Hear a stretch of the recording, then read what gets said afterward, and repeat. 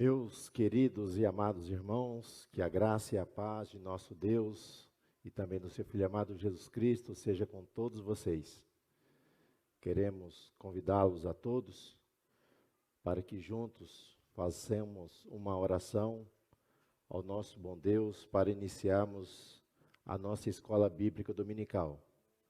Essa saudação também ela é estendida a todos aqueles que estão nos acompanhando pelas redes sociais. Que a boa mão de Deus também seja estendida sobre a sua vida e a sua casa. Meus amados irmãos, quero convidá-los a todos para que juntos façamos uma leitura de dois textos da Palavra de Deus. Primeiro, no Antigo Testamento, no livro de Deuteronômio, capítulo de número 6, estaremos lendo o versículo 4 ao 9. Depois, no Evangelho de nosso Senhor Jesus Cristo, conforme escreveu Lucas, capítulo 1, versos de 1 ao número 4.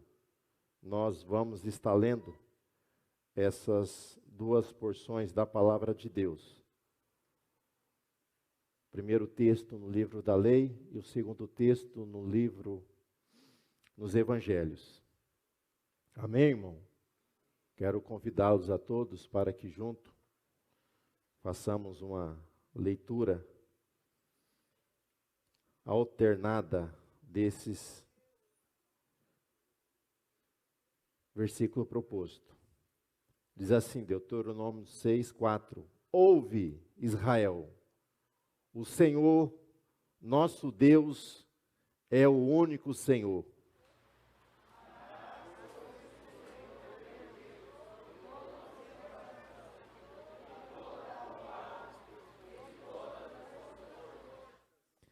E estas palavras que hoje te ordeno estarão no teu coração.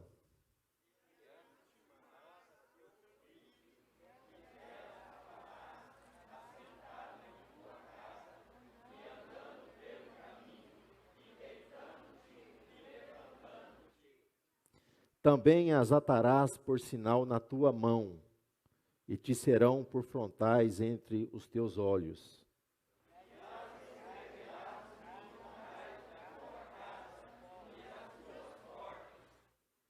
Lucas 1, versículo 1. Tendo, pois, muitos empreendidos por em ordem a narração dos fatos que entre nós se cumpriram,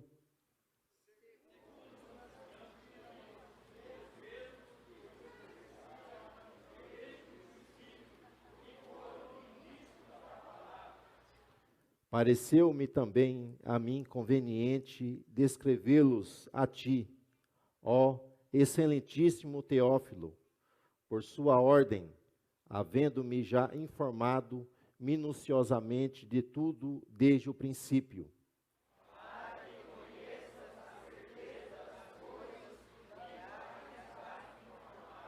Amém. Glória a Deus. Bendito o Senhor pela sua preciosa palavra. Meus amados irmãos, nós vamos separar as classes para o ensino dominical.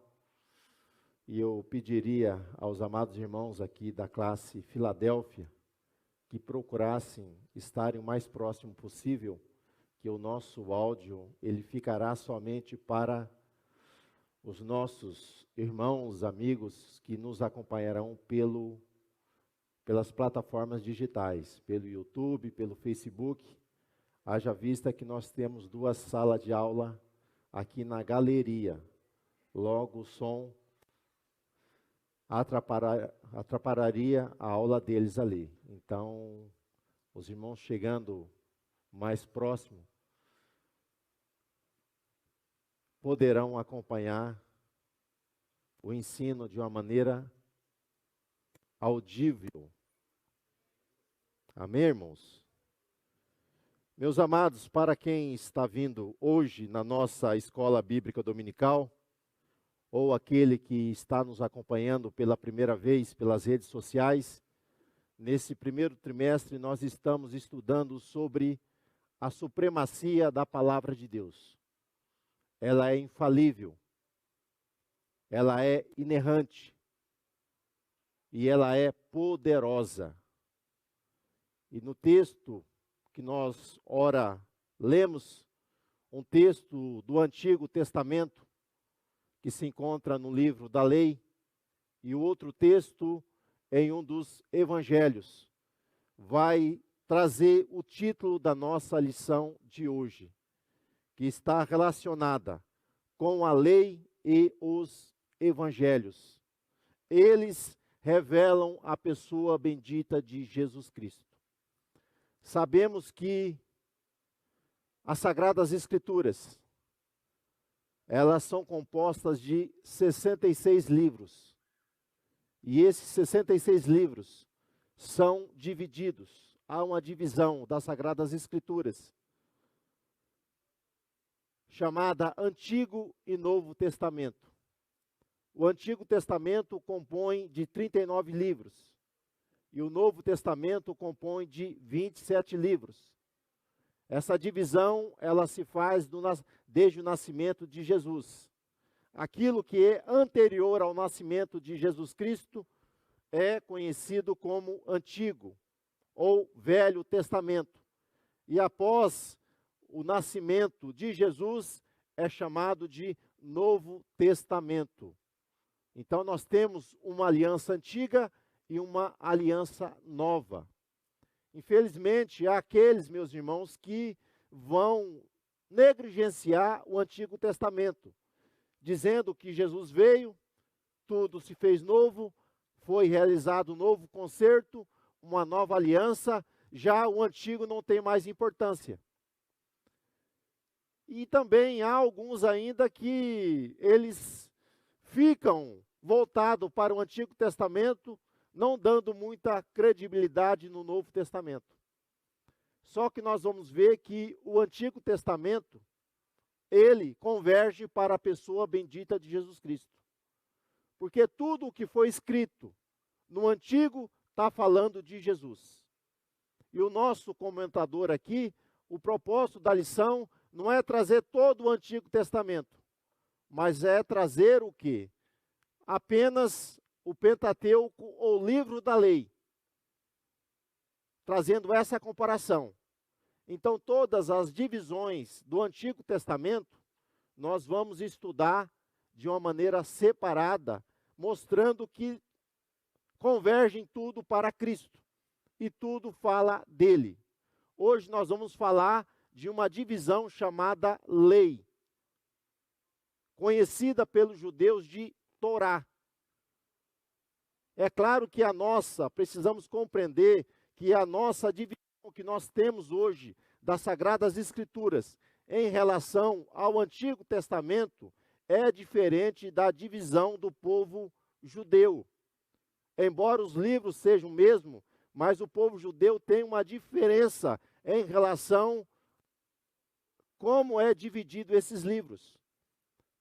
As Escrituras judaicas contêm apenas 24 livros. E há uma tríplice divisão, chamada Torá, Nevim e Ketuvim. Para os judeus, eles chamam as Sagradas Escrituras, o Antigo Testamento, de Tanakh. O que é Tanakh? São as duas primeiras letras da divisão das Sagradas Escrituras no Antigo Testamento. Livro da lei, Torá. O nome deles é diferente. Para os judeus, eles têm o Bereshit, eles têm o Shemot, eles têm o Vaikra, eles têm o Devarim, Deuteronômio, e eles têm o Midbar, Números. Então, o nome dos livros são diferentes, mas são os mesmos. Bereshit é Gênesis, Shemot é Êxodo, Vaikra é Levítico, Midgar é Números e Devarim, Deuteronômio. Por que isso? Quando houve a tradução do Antigo Testamento, por cerca do 3º século antes do nascimento de Jesus, eles traduziram o Antigo Testamento escrito em hebraico para o grego. E essa versão chamada em grega ficou chamada de Septuaginta, porque foi escrita por cerca de 76 homens, essa versão para o grego, que era a língua falada em todo o império conhecido, que era o Império Grego, que depois da morte de Alexandre o Grande acabou sendo dividido em 4 reinos, embora tenha o reino de Cassandro, que algumas pessoas não consideram, mas na verdade são 5, mas a história conta 4. Então, nessa divisão, porque na Bíblia hebraica nós temos Torá, Nevim e Ketuvim. Torá, lei, Nevim, os profetas, e os Ketuvins são os escritos. Jesus fala dessa divisão da lei, dizendo, a lei de Moisés, os profetas e os salmos. Os salmos é o primeiro livro dos escritos, e Crônicas é o último. Então nós temos que entender que na Bíblia hebraica, o livro da lei chamado Pentateuco, ou melhor, chamado Torá, é a mesma divisão que nós temos no Pentateuco. É a mesma divisão. Só que os livros proféticos dentro da tradução ou da divisão hebraica é diferente da nossa. Porque os livros proféticos na Bíblia hebraica são 8. Enquanto que na tradução dos 70 são 17. Para os judeus, eles consideram livros proféticos Josué, Juízes, Reis, Samuel. Profetas anteriores, profetas posteriores. Eles têm Isaías, Jeremias, Daniel e o rolo de 12, dos 12. Quando houve essa divisão dentro da Septuaginta, nós vamos ver que eles consideraram alguns livros como históricos, que não está na tradução dos judeus.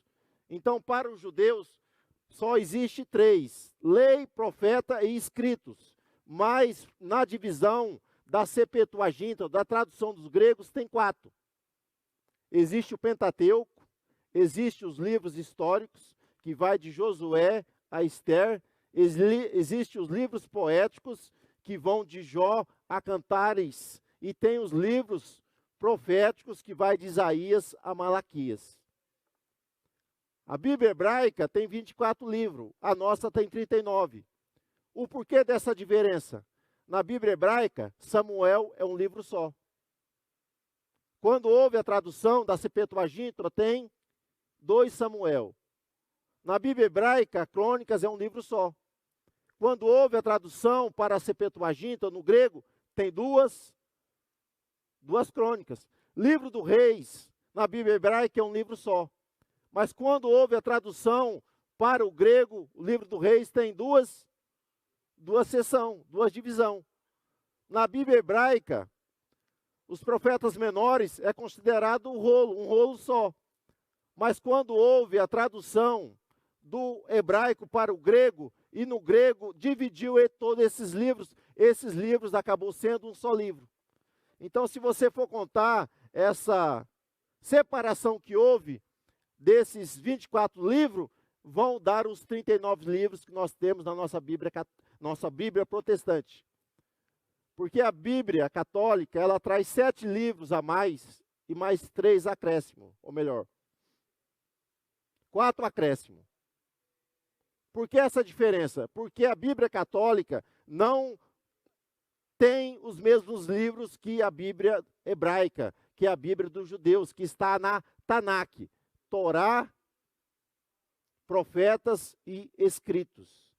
Então, já que nós entendemos como é a divisão, tanto da Bíblia hebraica, como da tradução dos 70, vamos para o Novo Testamento. O Novo Testamento é dividido em evangelhos. Uma seção. Segunda seção, livros históricos, que está o livro de Atos dos Apóstolos. Os evangelhos são 4.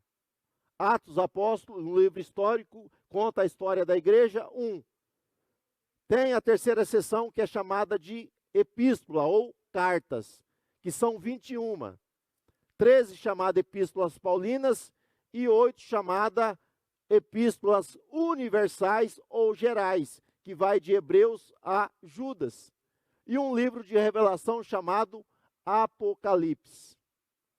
Então hoje nós vamos estudar sobre uma parte da lei, que são os 5 primeiros livros escritos por Moisés. E o Evangelho, mostrando a relação que eles têm um para com o outro. Um para com o outro. Embora são livros divergentes, mas que nós vamos encontrar no Pentateuco, na Torá, o plano da redenção sendo ali exposto em relação ao Messias que haveria de vir, em relação a uma grande salvação que seria efetuada para toda a humanidade. Então, o Pentateuco, a lei de Deus, nós vamos ver que ela foi dada pelo próprio Deus aos homens. Deus, quando ele se revela a Moisés, ali no Monte Sinai, Deus vai dar o que? A sua lei. E tanto Esdra como Neemias vai nos revelar, meus irmãos, que Moisés foi o quê? A pessoa da qual Deus deu essa revelação para que ele entregasse ao seu povo. Então a lei de Deus, esses 5 primeiros livros, foi dado ao povo hebreu pelo ministério de Moisés. Moisés foi o escolhido, na qual Deus revela a ele o que? A origem de todas as coisas. Revela a Moisés que em Gênesis nasceria de uma mulher. A semente da mulher nasceria que esmagaria a cabeça da serpente. E nós vamos ver no Evangelho cumprindo-se essa mensagem, essa profecia. Porque o anjo, quando ele aparece, ele se manifesta a Maria, ele diz: olha, tu és bem-aventurada, porque de ti nascerá aquele que salvará o povo, aquele que trará uma redenção para a humanidade. Então, da semente da mulher, sabemos que todo homem é nascido da semente do homem. Mulher não gera, porque mulher não tem semente. Mas nós vamos ver que Maria foi visitada pela manifestação do Espírito Santo. E o Filho de Deus, o Cristo, ele se encarnou, se fez gente, se fez assim como eu e você, de carne e osso. Cumprindo-se o que estava registrado ali em Gênesis. Jesus, quando ele está andando no caminho de Emaús, nós vamos ver ele se revelando a 2 discípulos, que eles estavam ali desanimados, estavam tristes, porque Cristo havia sido crucificado. E Jesus, lá no capítulo 24, versículo 27, do Evangelho de Lucas, a palavra de Deus nos diz, Jesus, começando por Moisés, e também pelos profetas, explicava a ele as Escrituras a respeito da sua pessoa. Então Jesus está revelando a ele que aquilo que está no Pentateuco, que são os livros escritos por Moisés, se referia à pessoa dele. Se cumpriu nele aquilo que estava escrito. Quando Jesus, nos evangelhos, diz que Abraão viu o meu dia e se alegrou nele. Algumas pessoas vão dizer, olha, ele não tem ainda nem 50 anos, ele está dizendo que ele viu Abraão. Então Jesus está dizendo que ele é eterno. Porque antes que Abraão existisse, ele já era. E quando ele diz que Abraão viu o seu dia, ele está falando do sacrifício ali no Monte Moriá. Que aquele sacrifício da qual Abraão foi realizar ali no monte, entregando o seu único filho.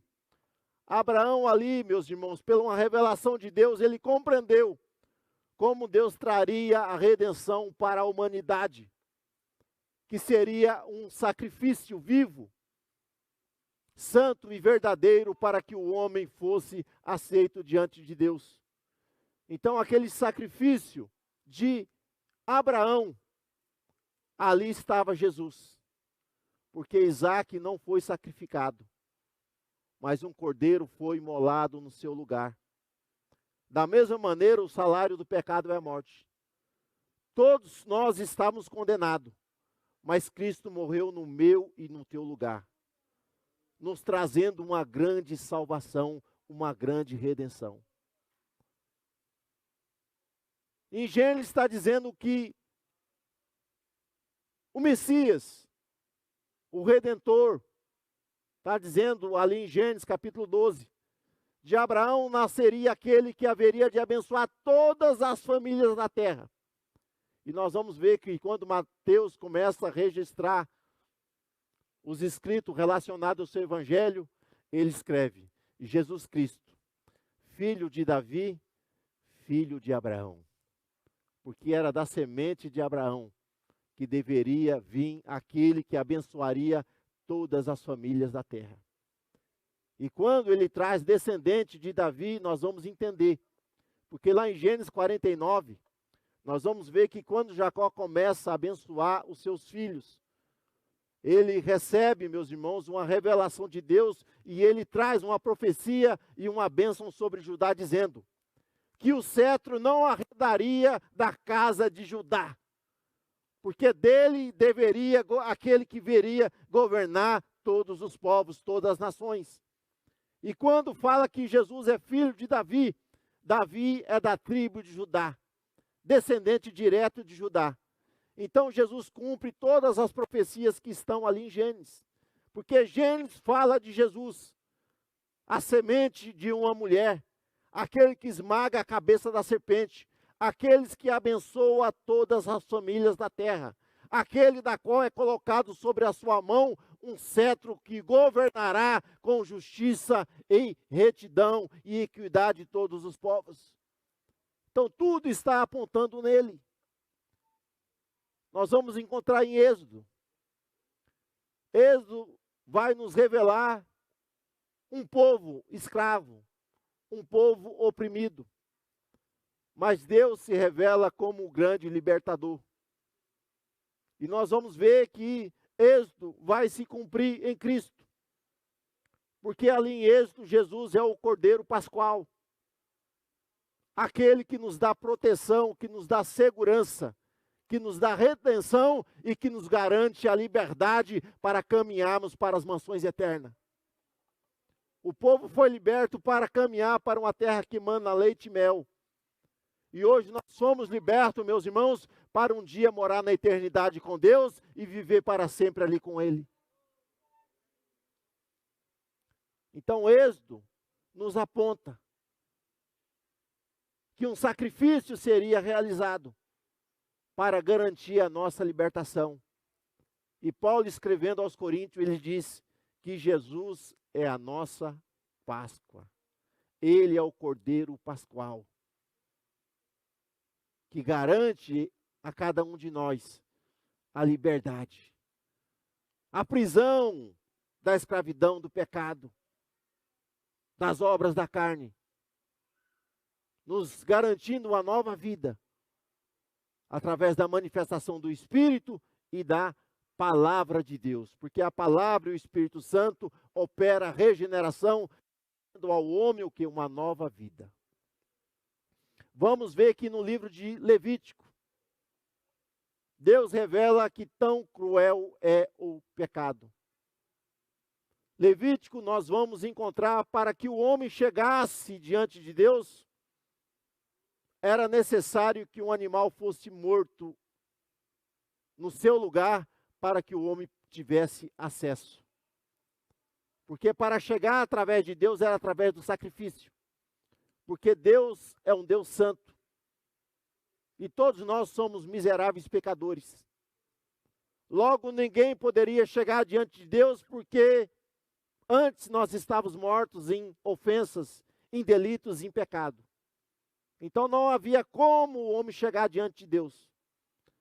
Logo, em Levítico, nós já vamos verificar que Deus providencia um meio, levantando um homem, um mediador, o sumo sacerdote, para que ele oferecesse sacrifício em favor do povo, para que o povo pudesse se aproximar, chegar diante de Deus. Porque para que o homem chegasse diante de Deus, era necessário que um animal fosse imolado, porque o salário do pecado é a morte. Então ninguém poderia chegar diante de Deus, porque todos eram pecadores. Mas mediante um sacrifício, os homens poderiam se aproximar diante de Deus. Então Deus está mostrando para o povo que o resgate, que a redenção seria paga por sangue. Só que o escritor aos Hebreus vai nos dizer que o sangue de bodes, de animais, não perdoava pecado, apenas cobria. Porque ano a ano era necessário um novo sacrifício para que os pecados fossem perdoados, fossem cobertos, porque não eram perdoados. Mas Jesus Cristo veio como sumo sacerdote das nossas vidas, da nossa alma, e ofereceu um único sacrifício. Único por quê? Porque foi perfeito e é eterno, vale para toda a humanidade. Para que através desse sacrifício, nós chegamos ao trono da graça, para recebermos socorro, para recebermos auxílio, para recebermos ajuda, para andarmos de maneira digna de cidadão do céu. Então Jesus é o sumo sacerdote da nossa alma. Em Levítico, o sacerdócio, ele era limitado. Os homens morriam, né? Era necessário um novo homem ser levantado como sumo sacerdote diante do povo. Mas nós temos diante de Deus um sacerdote eterno, que não tem início de dias e não tem princípios de fim, porque ele vive eternamente e intercede por todos nós junto ao Pai. Então, em Levítico nós vemos, meus irmãos, que Jesus abre um novo e vivo caminho, para que todos nós possamos chegar diante do trono da graça. Hoje nós não precisamos de intermediadores de homem, porque Jesus nos garantiu o acesso direto à sala do trono, a presença de Deus, para que Ele possa ouvir as nossas petições. Então, quando você está orando ao Pai, em nome de Jesus, o Pai está te ouvindo. As suas orações são registradas diante dEle. Jesus disse: "Se as minhas palavras estiverem em vós, e vós estiverem em mim, tudo o que vocês pedirem será feito." Mas é necessário que a palavra dele esteja em nós, e nós venhamos estar nele, para que as coisas venham a acontecer, para que as coisas venham ocorrerem de maneira com que nós estamos pedindo. Mas nós vamos ver que Deus é misericordioso e cheio de graça. Mas mesmo não sendo merecedores, somos cheios de efeitos, somos cheios de erro, mas mesmo assim Deus nos presenteia com muitas bênçãos. Nós vamos ver em número o povo caminhando para a terra prometida. E diante dessa caminhada, nós vamos ver que Deus, Ele sustenta o seu povo diante do deserto. Durante 40 anos, Deus enviou o maná. Da mesma maneira, meus irmãos, dia a dia Deus quer nos alimentar com a sua palavra. Jesus em número é aquele que dirige o seu povo através da nuvem durante o dia e da coluna de fogo durante a noite. Então Jesus é o nosso guia. E se nós olharmos para Ele, nós não seremos confundidos. Nós não vamos sair do caminho. E nem seremos alcançados por maldição alguma, porque debaixo das suas asas nós encontramos abrigo e encontramos descanso. Porque em Números nós encontramos Balaão, ele levantando para amaldiçoar o povo de Deus. Mas quando ele se levanta para amaldiçoar, Deus se revela a ele, ele diz para o rei Moabita, que havia chamado ele, dizendo: olha, contra o povo de Deus não há maldição, não há encantamento, porque não se pode amaldiçoar aquele que é abençoado pelo Altíssimo. Você é abençoado por Deus. Mas uma coisa pode te impedir de entrar nas mansões eternas: a desobediência à sua palavra. O não cumprir o seu querer. Balaão não podia amaldiçoar o povo porque o povo era bendito do Senhor. Mas ele foi e ensinou o rei Baraque, dizendo: é o seguinte, não tem como amaldiçoar, mas eu tenho como vencê-los. Esse povo, convida ele para as festas de vocês, porque o Deus deles é um Deus santo e é um Deus exclusivista, porque Deus não aceita dividir a sua adoração com outrem. O primeiro mandamento da lei é esse: ouve, ó Israel, o Senhor é o único Deus, e somente a Ele vocês devem adorar. Ele é único, é o verdadeiro. E nós vamos ver que muitos judeus pereceram nessa mistura com os moabitas, que levaram seus costumes, as suas práticas pagãs, e eles vieram aderir o que essas coisas. E nós vamos ver que um fogo veio sobre o arraial e muitas pessoas morreram. E Jesus, quando encontra com Nicodemos, ele mostra para Nicodemos que a desobediência foi causa de morte. A murmuração, a incredulidade foi causa de morte ali durante o deserto. Mas para testar a fé do povo e para fazer o povo confiar em Deus, Moisés levantou uma serpente de bronze, uma haste, e colocou ali diante do arraial. Para aqueles que murmuraram, foram incrédulos, infiéis, se levantaram contra Deus, contra Moisés, eles estavam sendo alcançados por víboras, serpentes abrasadoras que estavam ali matando os homens.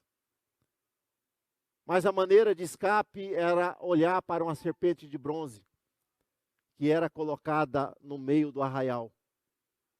E Jesus disse para Nicodemos: Nicodemos, lá em Números ocorreu que Moisés levantou a serpente.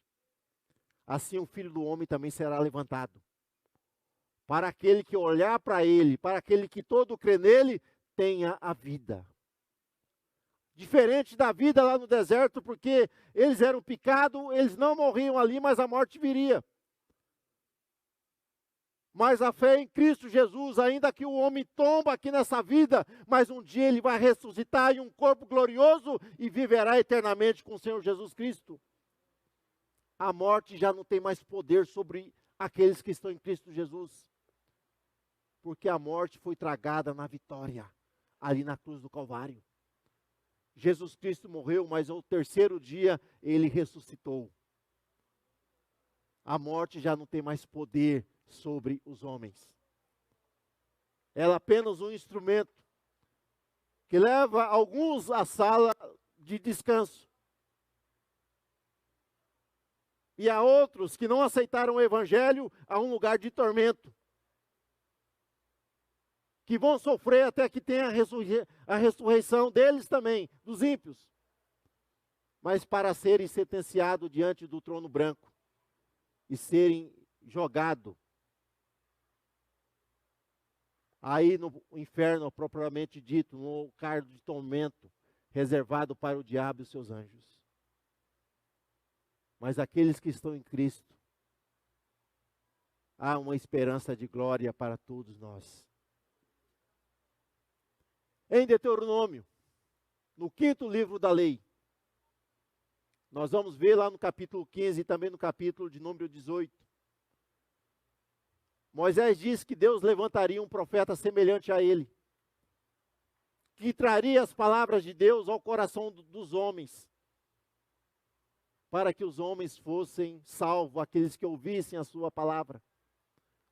E operaria sinais tremendos no meio do seu povo. E Jesus é o profeta semelhante a Moisés, que se manifestou ali nos evangelhos, trazendo o cumprimento da lei, porque Jesus disse, olha, eu não vim destruir a lei, mas eu vim cumprir a lei. Eu vim dar o verdadeiro sentido da lei.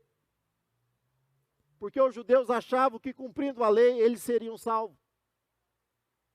E eles cumpriam os rituais da lei. Jesus fala, olha, não adianta fazer longas orações, dar o dízimo do coentro, do cominho, mas se esquecer do principal da lei, que é a misericórdia, que é a justiça, que é o amor. Então a lei, ela foi dada ao povo hebreu, não como um meio de salvação, mas um meio para revelar ao homem o que? O seu estado, a sua pecaminosidade. A lei era como um espelho. Mostrava as nossas falhas, os nossos erros, a sujeira que estava em nós. Só que ela não tinha poder para tirar essa sujeira. Você já se olhou no espelho? Chega ali e fala, espelho, penteia meu cabelo para mim, espelho. Espelho vai pentear? Não penteia. Você olha, comeu alguma coisa, olha no espelho, coloca a língua, alguma coisa verde, a língua está verde, fala, espelho, limpa a minha língua, espelho. O espelho mostra onde está sujo, mas não tem poder para limpar. Assim era a lei. A lei foi dada por Deus, a lei era justa, era boa, a lei é santa. Só que a lei não tinha poder de retirar o pecado, de trazer transformação no coração do homem. Ela não tinha esse poder. Ela apenas apontava, mostrando ao homem que o homem precisava da graça de Deus. O homem precisava do favor de Deus para ser salvo. E Tito, escrevendo a sua carta, ele vai dizer, olha, a graça de Deus se manifestou aos homens, trazendo salvação a toda a humanidade através da pessoa bendita de Jesus Cristo. A graça de Deus é revelada em Jesus. Então Jesus veio cumprir a lei e ele foi o único que cumpriu a lei. Cumpriu a lei na sua essência. E como nele não havia pecado, e ele foi crucificado, morto, não havendo pecado. Logo, meus irmãos, a sua morte tem poder de nos absolver de toda a transgressão, de todo o pecado, porque nele não havia pecado. Por isso ele ofereceu um sacrifício santo e verdadeiro, que pode justificar a todo homem diante de Deus através do sacrifício vicário na cruz do Calvário. Então Jesus cumpre toda a lei. E a lei, ela era grandiosa. O ministério da lei foi grandioso. Quando nós estamos falando da lei, estamos falando dos 5 primeiros livros. Só que em alguns lugares das Escrituras Sagradas, nós vamos ver que esse termo, lei, acaba se referindo a todo o Antigo Testamento, nessa questão. É a mesma coisa em alguns textos. Quando houve a divisão do reino dos judeus em 2, O reino do norte, capital Samaria, e o reino do sul, capital Jerusalém. O reino do sul ficou conhecido como Judá, e o reino do norte ficou conhecido como Israel. Então, algumas vezes, quando traz o termo Israel, pode estar relacionado com o reino ali do norte, mas algumas vezes está relacionado com todos os descendentes de Abraão. Em algumas partes, essa palavra lei, ela vai referir a todo o Antigo Testamento. Mas aqui nesse texto que nós estamos estudando, nós estamos entendendo e estamos trazendo somente aqui os 5 primeiros livros escritos por Moisés, conhecido na divisão hebraica de Torá e conhecido na divisão dos gregos da Septuaginta como Pentateuco. Penta, 5, teuco, rolo ou livro. Pentateuco, 5 livros, 5 rolos. Então, o Pentateuco, existe 3 princípios ou 3 aspectos grandiosos no Pentateuco, que nós precisamos compreender. Porque muitas verdades, algumas pessoas vão dizer, não precisamos do antigo porque toda a lei foi abolida. Então nós só precisamos do novo. Nós temos que entender que há muitas verdades espirituais, embora sejam rituais para os judeus, esses princípios espirituais continuam sendo válidos para todo homem, para toda a humanidade. Então a lei de Deus, ela era dividida em mais de 600 preceitos. Porque algumas pessoas, quando pensam em lei, ele fala os 10 mandamentos. Os 10 mandamentos, apesar de aparecer essa palavra mandamentos, mas no original, 10 palavras. São as 10 palavras que Deus deu ao seu povo. Porque os mandamentos de Deus são mais de 600 preceitos. Cerca de 360 preceitos positivos e 200 e alguma coisa negativos. Então o homem tinha que observar todos esses preceitos para ser salvo. Todos eles. Se alguém não cumprisse um tio daquilo que estava escrito, já estava condenado. Por isso que, mesmo no Antigo Testamento, sendo impossível de cumprir a lei, os homens eram salvos não pela lei, mas pelas obras de fé. Pela obra da fé em Deus. A fé nele fazia com que os homens fossem alcançados pela graça e pelo favor de Deus. Porque nós vamos ver que muitos homens praticaram atos dignos de morte. Davi havia cometido um adultério e havia cometido um assassinato. E aquele que cometesse tanto o adultério como o assassinato era digno de morte, de ser apedrejado. E Davi comete esse ato. E quando o profeta, ele confronta Davi, Davi ali reconhece o seu erro e diz, olha, esse homem sou eu digno de morte. Mas o profeta diz, olha, Deus perdoou a sua transgressão. Então Deus era um Deus misericordioso. E os homens não conseguiam cumprir essa lei porque os homens não cumpriam e não agiam de acordo com a essência da lei. Porque quando uma mulher foi pega num ato de adultério, e a lei falava, se alguém fosse pego num ato de adultério, deveria ser levado a um tribunal para que fosse julgado e fosse morta, fosse apedrejada. E os homens eram tão indiferentes, falsos moralistas, porque levam somente a mulher. E deveriam ser levados mas leva um. Mas quando chega até Jesus, ele tem uma surpresa. Porque Jesus usa de misericórdia. Ele diz, olha, quem não tiver pecado, que atire a primeira pedra.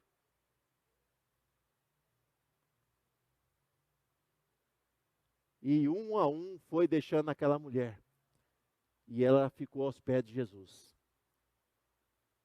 E Jesus dá uma nova oportunidade para ela. Dizendo, olha, vá e não peques mais. Porque nem eu vou te condenar. Mas não peques mais. Para que coisa pior não venha a suceder. E sabe o que é pior do que o pecado? Para nós, é ter o nome riscado do livro da vida no céu.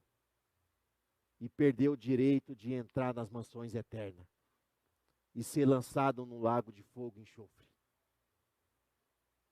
Então Deus é misericordioso. Se nós fôssemos tratados segundo a lei, nós éramos dignos de morte. Nenhum de nós estaríamos vivos aqui. Essa é a grande verdade. Mas não estamos mais sob a maldição da lei. Estamos debaixo da graça e do sangue de Cordeiro. Se alguém praticar alguma iniquidade e se arrepender, Deus é poderoso para perdoar o homem de todo o pecado, de toda a transgressão.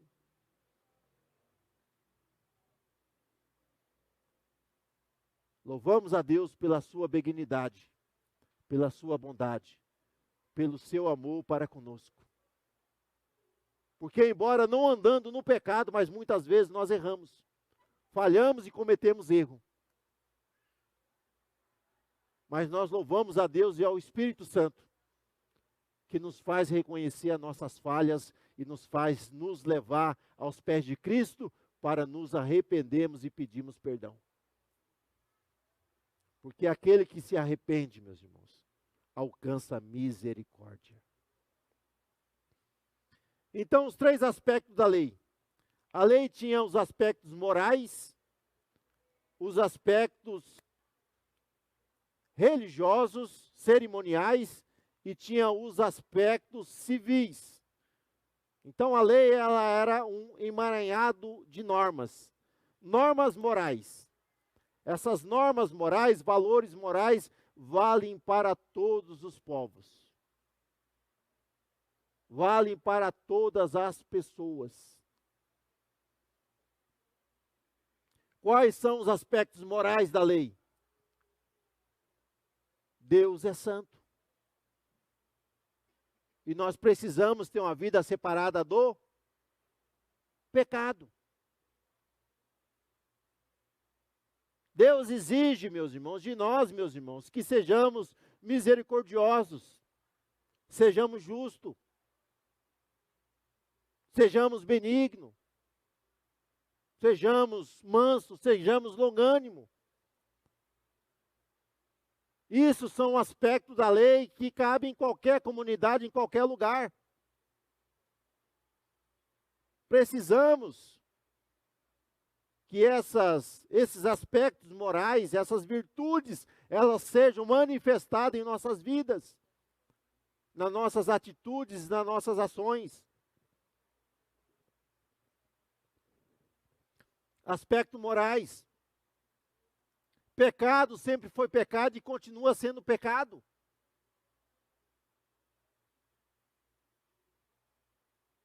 Aspectos morais na lei. Casamento é entre homem e uma mulher e um homem. Está na lei, Deus abomina o quê? As relações sexuais ilícitas. Existem os aspectos da lei. São absolutos, não são revogados. Existem os aspectos cerimoniais. E isso é para o povo judeu. Isso não é para os gentios que somos nós. Porque judeus, aqueles que são ali descendentes dos 12 patriarcas, ali de Jacó. Gentios é todos aqueles que não são judeus.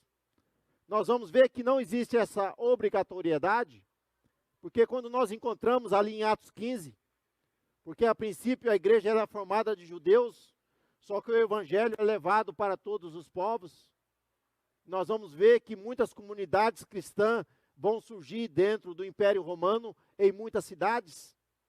E aí nessas comunidades haviam cristãos judeus e haviam cristãos gentios. E aí esses cristãos judeus, eles queriam com que os cristãos gentios observassem todos os preceitos cerimoniais da lei. E nós vamos ver que quando Paulo escreve aos Gálatas, Paulo vai escrever sobre a liberdade cristã, que nós já não estamos mais debaixo da lei cerimonial dos judeus. E por isso é realizado um concílio lá em Atos 15, um concílio em Jerusalém, para decidir o que seria cobrado dos cristãos que não eram judeus, o que seriam cobrado deles, que estavam esparramados em todo o Império Romano. Cristãos que eram romanos, que eram gregos, que eram partas, que eram macedônios, de outras nacionalidades. Nós vamos ver que nesse concílio, eles orando, a palavra de Deus vai dizer, pareceu bem aos apóstolos e ao Espírito Santo não impor nenhum outro encargo àqueles que não eram judeus, a não ser, olha só, separar-se de toda a idolatria dos ídolos. Idolatria é algo abominável, porque nós caímos no primeiro mandamento, naquilo que nós ouvimos aqui em Deuteronômio 6:4. Ouve, ó Israel, cabe para a igreja. Ouve, ó igreja. Só existe um único Senhor, e somente a Ele você deverá amar. Segundo, abster-se de toda prostituição. Toda prática sexual ilícita é pecado e abominável aos olhos de Deus. Porque os que praticam tais coisas não entrarão no reino dos céus. Então, o relacionamento sexual é somente dentro do casamento. Fora disso, é pecado e é abominável aos olhos de Deus. Terceiro, não deverá comer a carne com o sangue. Não devemos comer a carne com sangue.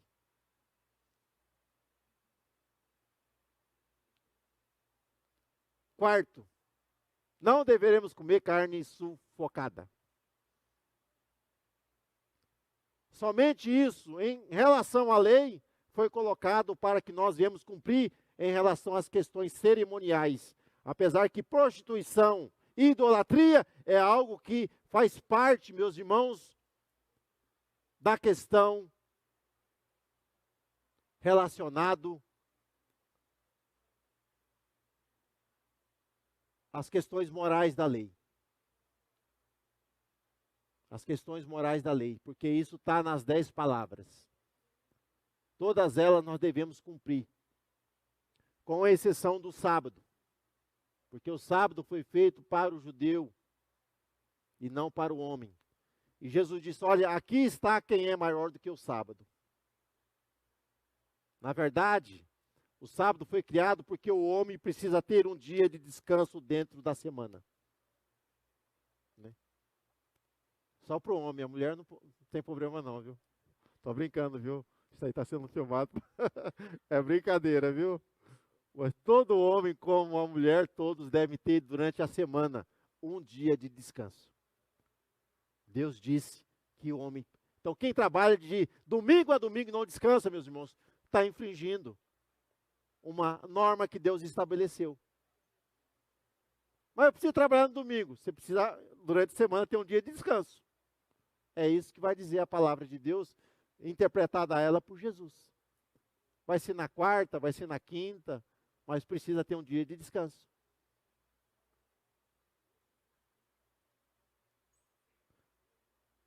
Não, a carne com sangue. É diferente do churrasquinho.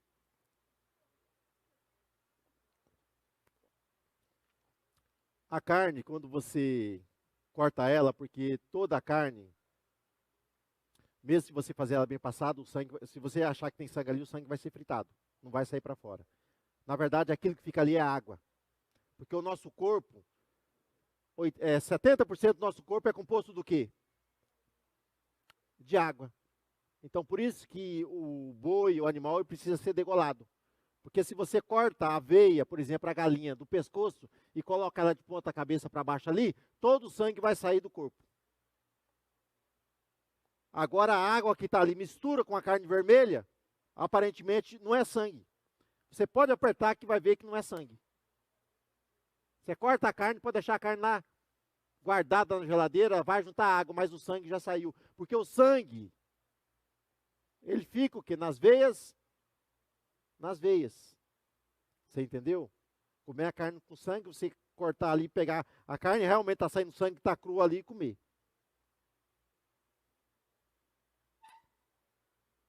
Continuando, onde nós estávamos?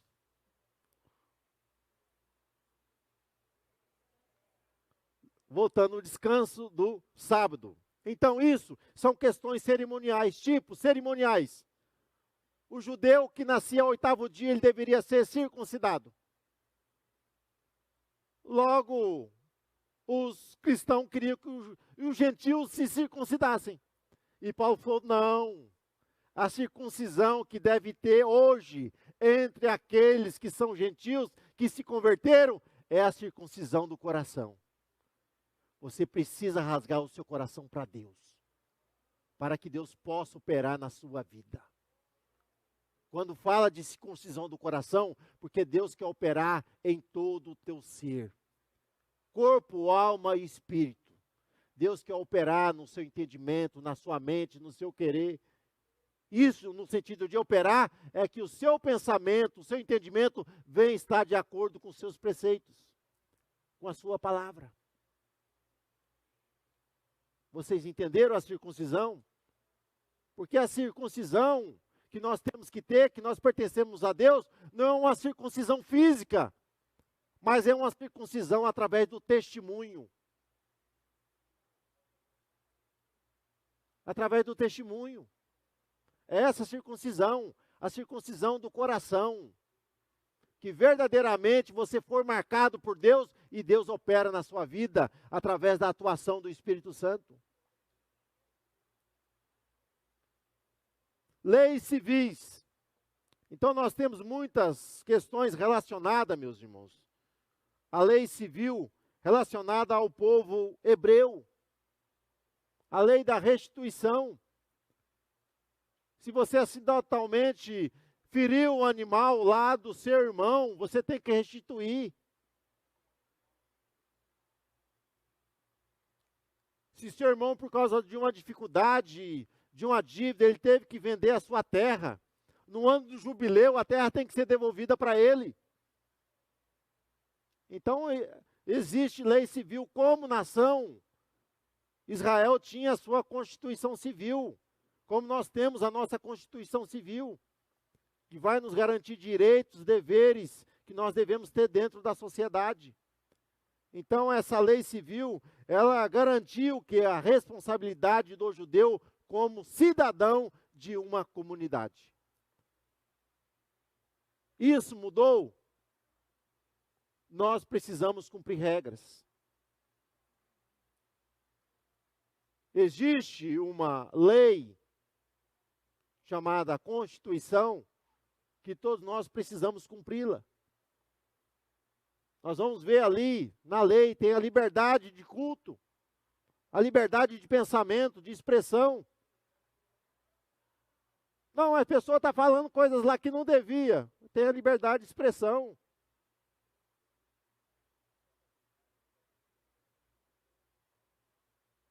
Né? As pessoas têm outros credos, outras religiões. Né? Talvez nós não concordemos com muitas coisas, mas nós não devemos atirar pedra, querer entrar em conflito com ninguém por causa disso, não. Então a lei tinha esses 3 aspectos: morais, cerimoniais e civis. Só que a grandeza da lei foi o que disse para vocês, foi o plano da redenção que foi ali exposto ao povo em relação às bênçãos e às promessas de Deus que haveria de ser cumprida em relação à nação através do advento de Jesus Cristo. Agora vamos entrar no Evangelho. O que é evangelho? Nós vamos ver que o Novo Testamento começa pelos evangelhos. Embora muitos livros do Novo Testamento foram escritos antes dos evangelhos, não estão na ordem cronológica. Mas por que os evangelhos vêm em primeiro lugar? Porque esse termo evangelho significa boas notícias, boas novas. Eu acho muito glorioso esse termo evangelho na sua origem, porque esse nome evangelho, esse termo evangelho, foi um termo que surgiu no campo de batalha. Quando uma nação saía ao campo de batalha contra outra nação, e durante a batalha um povo era vitorioso sobre o outro, aí o comandante, o rei, o general daquele exército, chamava um mensageiro e dizia para ele, é o seguinte: leva o evangelho até a nossa cidade. O evangelho era as boas notícias de vitória no campo de batalha. Então esse termo evangelho era a boa notícia de vitória que ocorria dentro de um campo de batalha. Essa boa notícia, ela vinha a pé, ela vinha a cavalo, ela vinha de barco, mas ela chegava. Então o Novo Testamento começa pelos evangelhos, que é a boa notícia de salvação que Deus traz para toda a humanidade. Nós vamos ver que quando Lucas começa registrando o seu livro, ele mostra que havia um recenseamento. José e Maria deveriam ir até Belém, e havia uns pastores que estavam pastoreando ali durante aquele dia. De repente, um anjo do céu vai descer com o evangelho, dizendo, olha, eu trago boas notícias. Está dizendo, eu trago notícias de vitória.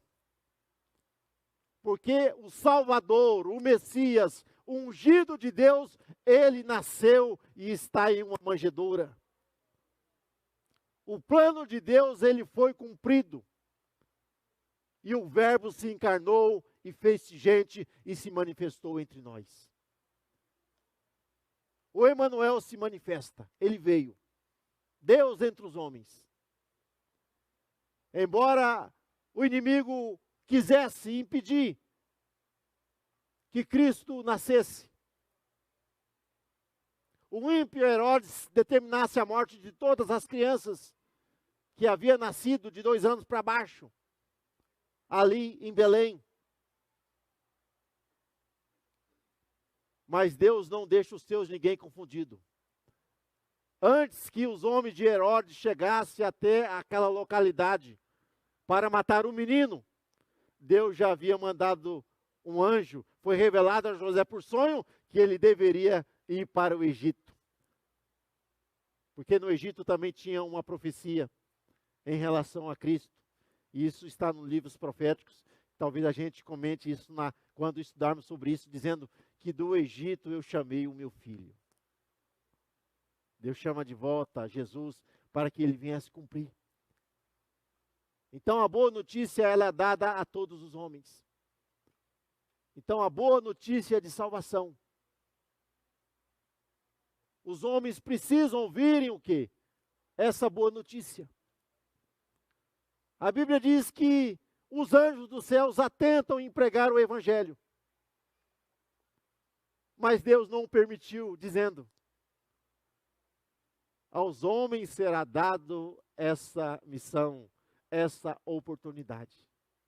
Então, algo que os anjos desejam em realizar, que é pregar o evangelho, Deus deu a mim e a você essa missão, essa responsabilidade. Olha que coisa gloriosa.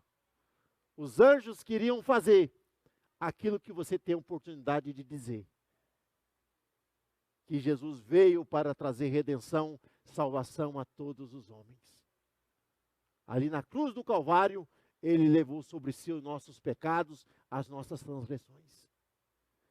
garantiu ao homem livre acesso diante de Deus. Então o reino de Deus ele é chegado ao coração dos homens. E você tem a oportunidade de trazer o reino de Deus aos homens, através da mensagem do Evangelho. Então essa mensagem, meus irmãos, essas profecias em relação a Cristo, elas são se cumpridas no Evangelho. Então no Evangelho Jesus é identificado. Os 3 títulos principais de Jesus: Salvador, Messias e Senhor.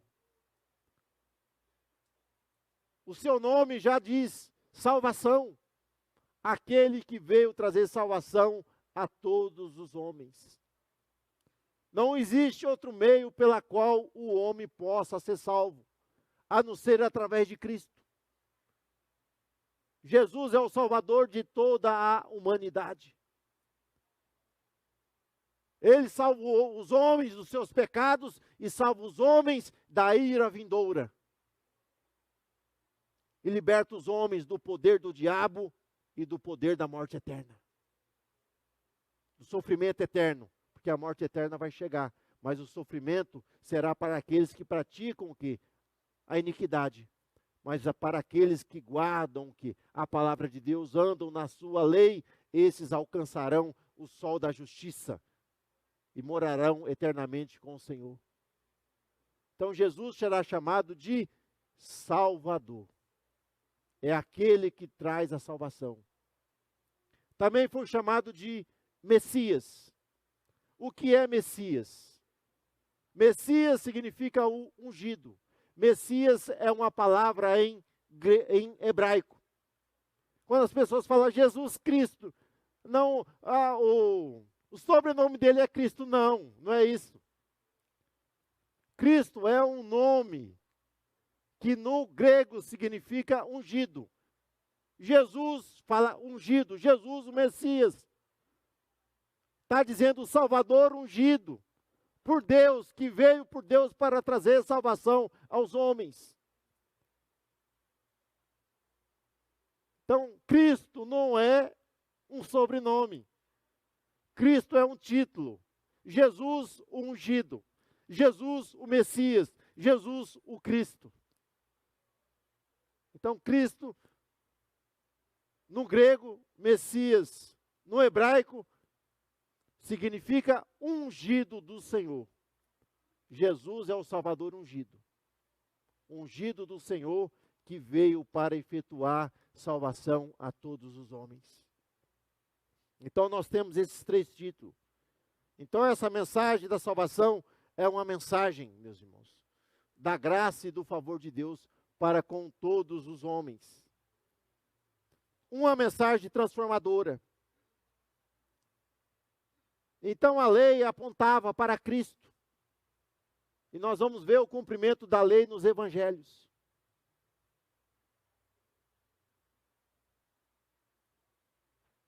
A lei, ela era boa, santa e justa. Só que a lei, ela era mal interpretada pelos homens. E algumas coisas nós vamos encontrar dentro da lei, que era a absolvição da família. Porque Deus, no princípio, Deus criou o quê? Um homem para uma mulher e uma mulher para o homem. O casamento, ele é monogâmico. Ele é indissolúvel. Só poderia ocorrer com a morte. Mas por causa da dureza dos homens. Porque na época antiga, nós vamos ver que os homens, quando eles não se agradavam da mulher, ele fazia de tudo para que pudesse arrumar outra, algumas vezes até espancava, maltratava, batia. Naquela época poderia ter uma segunda, ele trazia uma segunda, coitada daquela primeira massacrada. E aí, para que não houvesse um massacre da mulher, Deus permitiu que Moisés desse carta de divórcio para que os homens permitissem que as mulheres estivessem livres, para que elas não fossem massacradas dentro de uma comunidade machista daquele tempo. Mas quando Jesus veio, Jesus diz, olha, não foi assim no princípio. Deus nunca quis o divórcio. Deus não aprova isso.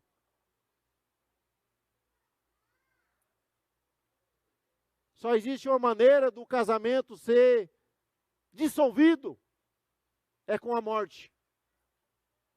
E aí Paulo, instruído, inspirado pelo Espírito Santo, ele vai dizer, olha, se houver traição, e um dos cônjuges não quiser perdoar, a união conjugal ela vai ser dissolvida. E a segunda exceção para que ocorra o divórcio é se um dos cônjuges abandonar o outro e não quiser mais coabitar com ele. Paulo diz que aquele que foi abandonado, ele não precisa mais agora ficar escravo da lei por causa disso. Mas mesmo diante desses dois casos, de traição e abandono, a recomendação é que se perdoe e busque a reconciliação. É isso que instrui a palavra de Deus. Tirando isso, meus irmãos, todo tipo de divórcio,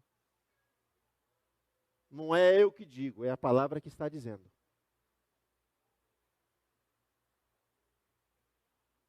Deus não está nesse negócio, não. Se alguém quer reclamar, vai reclamar com as Sagradas Escrituras, reclamar com aquilo que está escrito.